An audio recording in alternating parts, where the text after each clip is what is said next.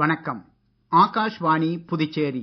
மாநில செய்திகள் வாசிப்பவர் நாராயணசாமி.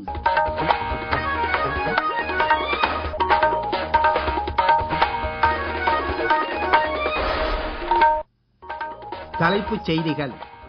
இந்திய உற்பத்தி மற்றும் சேவை துறையின் மொத்த ஏற்றுமதி கடந்த நிதியாண்டில் 5.5% அதிகரித்து 820.93 பில்லியன் டாலராக சாதனை அளவை எட்டியுள்ளது.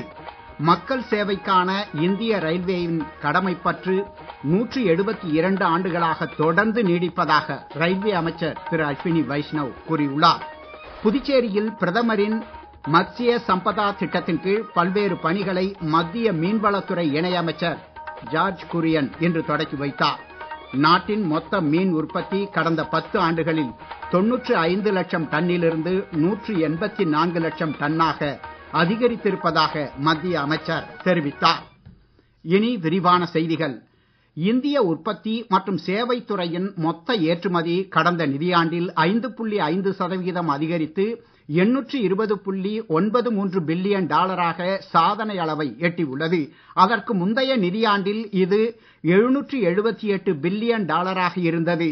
கடந்த நிதியாண்டில் மொத்த இறக்குமதியும் 915.19 பில்லியன் டாலராக அதிகரித்திருப்பதாக மத்திய தொழில் வர்த்தக அமைச்சகம் வெளியிட்டுள்ள புள்ளி விவரங்களில் தெரிய வந்துள்ளது. புதிய வருமான வரி மசோதா பற்றிய மக்களவை தெரிவுக்குழுவின் கூட்டம் நாடாளுமன்ற வளாகத்தில் இன்று நடைபெற்றது. பிஜேபி நாடாளுமன்ற உறுப்பினர் திரு பைஜெயந்த் பாண்டா தலைமையிலான 31 உறுப்பினர் குழுவின் அறிக்கை நாடாளுமன்ற மழைக்கால கூட்டத்தொடரின் முதல் நாளில் சமர்ப்பிக்கப்படும். பட்ஜெட் கூட்டத்தொடரின் முதல் பாதியில் மக்களவையில் கொண்டு வரப்பட்ட புதிய வருமான வரி மசோதா பின்னர் தெரிவுக்குழுவின் ஆய்விற்கு அனுப்பி வைக்கப்பட்டது. 1853ஆம் ஆண்டு ஏப்ரல் 16ஆம் தேதி இந்தியாவின் முதலாவது ரயில் மகாராஷ்டிர மாநிலம் போரி பந்தரிலிருந்து தானே வரை இயக்கப்பட்டதன் 172ஆம் ஆண்டு நிறைவு இன்று கடைபிடிக்கப்படுகிறது.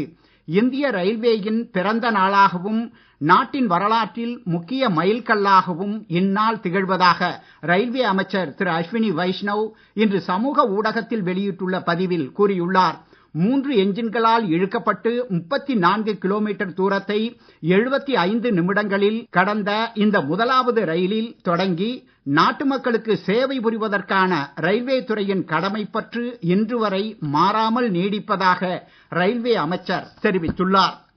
நேஷனல் ஹெரால்டு வழக்கில் திரு ராகுல் காந்தி மற்றும் திருமதி சோனியா காந்திக்கு எதிராக குற்றப்பத்திரிகை தாக்கல் செய்யப்பட்டதை தொடர்ந்து அமலாக்கப் பிரிவை மிரட்ட காங்கிரஸ் முயல்வதாக பிஜேபி குற்றம் சாட்டியுள்ளது. அமலாக்கப் பிரிவின் நடவடிக்கை பழிவாங்கும் அரசியல் என்று கூறி காங்கிரஸ் கட்சியினர் இன்று நாடு தழுவிய ஆர்ப்பாட்டங்களில் ஈடுபட்ட நிலையில் மூத்த பிஜேபி தலைவர் திரு ரவிசங்கர் பிரசாத் புதுடில்லியில் செய்தியாளர்களிடம் பேசுகையில் அமலாக்கப் பிரிவின் நடவடிக்கை வழக்கமான சட்ட நடைமுறைதான் என்றும் கண்டன ஆர்ப்பாட்டங்கள் மூலம் காங்கிரஸ் இதற்கு தடை போட முயலுவதாகவும் கூறினார்.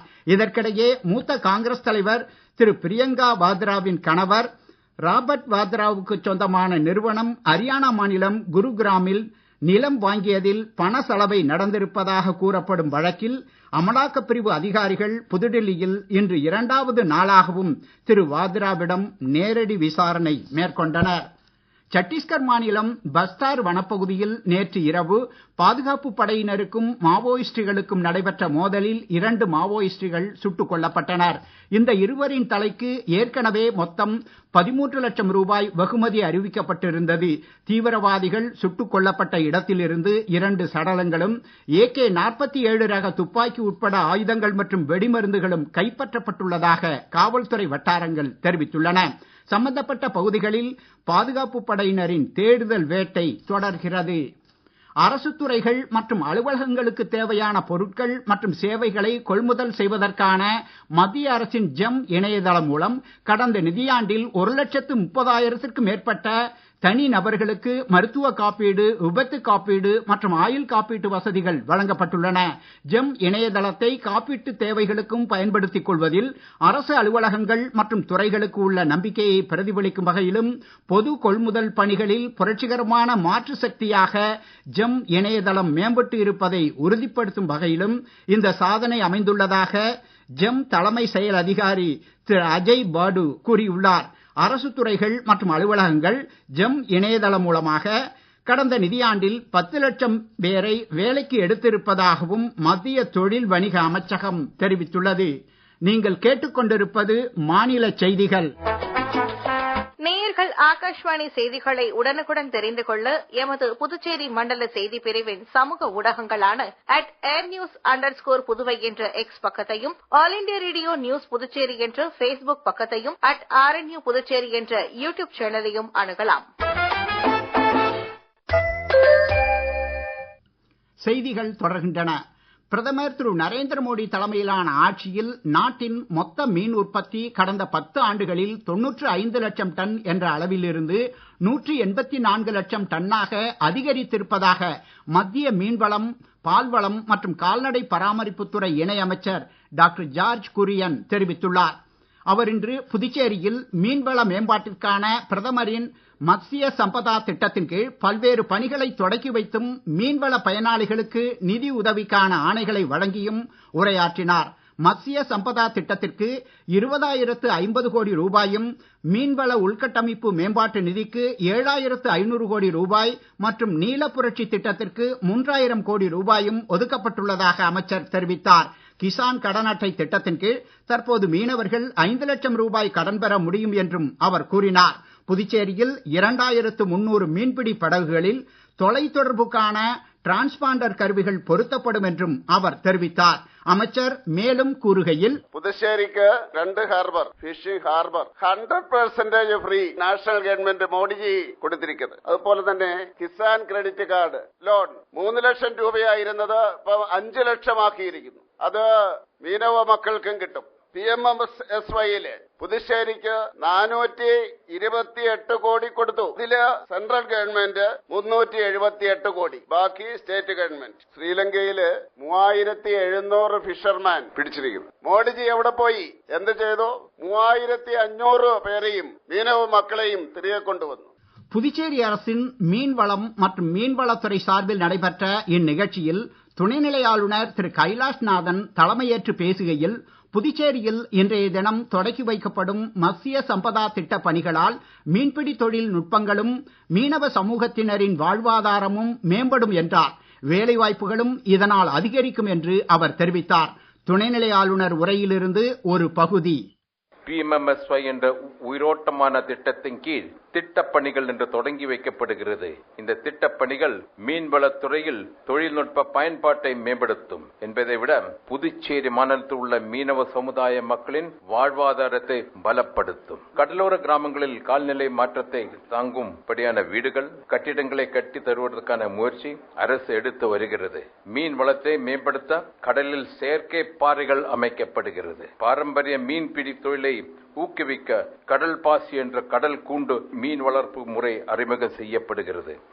காமராஜர் மணிமண்டபத்தில் நடைபெற்ற இவ்விழாவில் முதலமைச்சர் திரு ரங்கசாமி பேசுகையில், தாழ்த்தப்பட்ட பிரிவைச் சேர்ந்த மாணவர்களைப் போல மீனவ சமூகத்தைச் சேர்ந்த மாணவர்களுக்கும் முழு கல்வி உதவித்தொகை வழங்கப்படும் என்றும் இத்திட்டம் விரைவில் நடைமுறைப்படுத்தப்படும் என்றும் கூறினார்.